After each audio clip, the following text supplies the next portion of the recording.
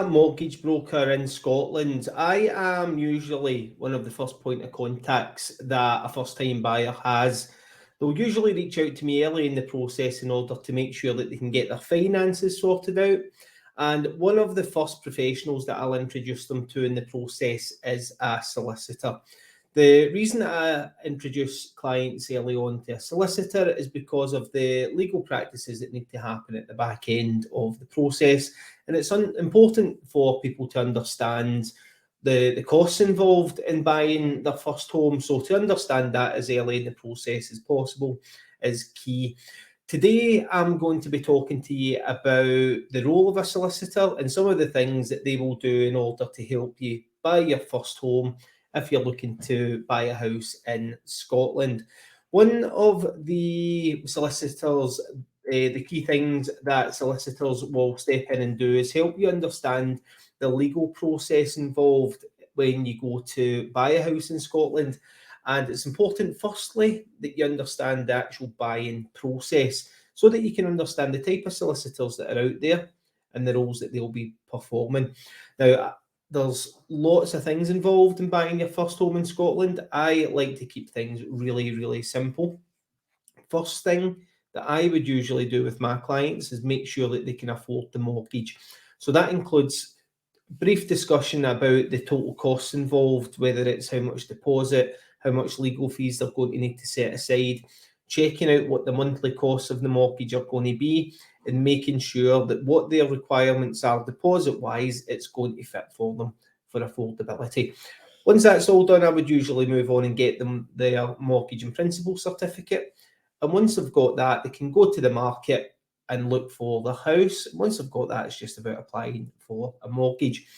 At this stage, the solicitor hasn't really had much of an input other than placing an offer for clients, but I'll usually introduce them quite early in the process to make sure that the clients know how the solicitors will work and how much it's actually going to cost them to get the work done.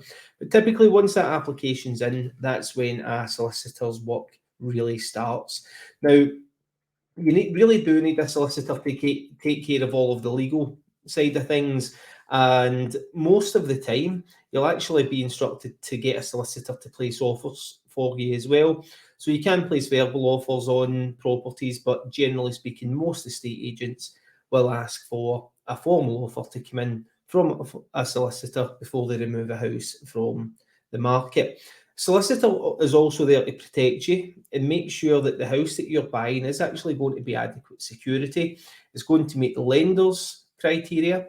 They're going to do land checks to make sure the property that you're buying is actually the right one. It's all within the boundaries. They're going to do deeds checks to make sure there aren't any names on the title deeds of the property that shouldn't be there. And they're going to do all of this in the background. So they'll do all of this work for you and they'll do all of these checks. Even things like coal mining checks will all get done in the background on your behalf by the solicitor. And they usually do all of this before you're even getting involved. In regards to finding a solicitor, I would usually recommend a solicitor quite early in the process to my clients just to get them that indication as to the cost. But there's lots of ways in which you can find solicitors. You can do it through friends and family referrals. You can check for local solicitors online.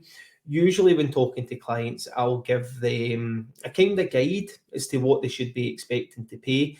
And typically speaking, most solicitors will fall within that kind of bracket.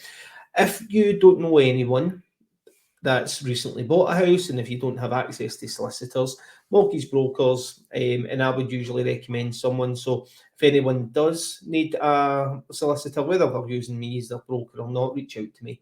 I can get you in touch with the right kind of people to get it all sorted out for you.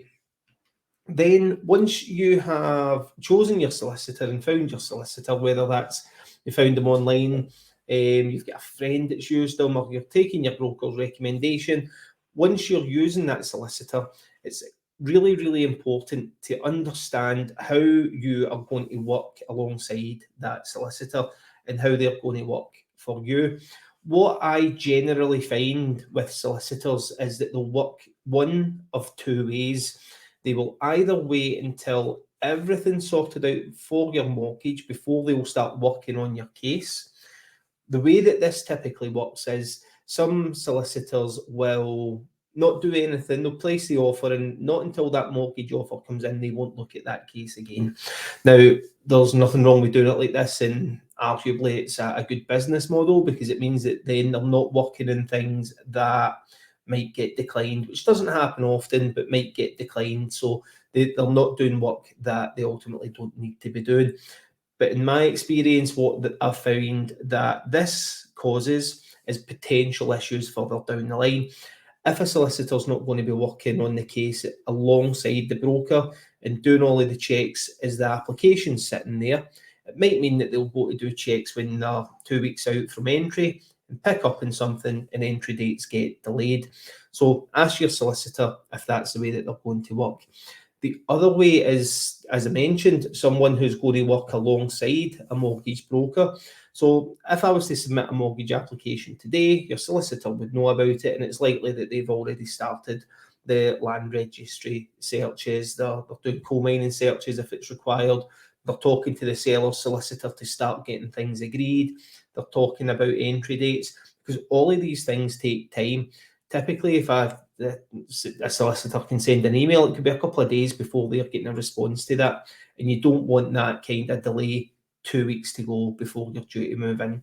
My recommendation is always to use a solicitor that's going to be working alongside a broker or alongside a bank, or if you're buying cash, get the work done at the very start rather than waiting in finances getting put in place, because it's really, really important to avoid further delays down the line.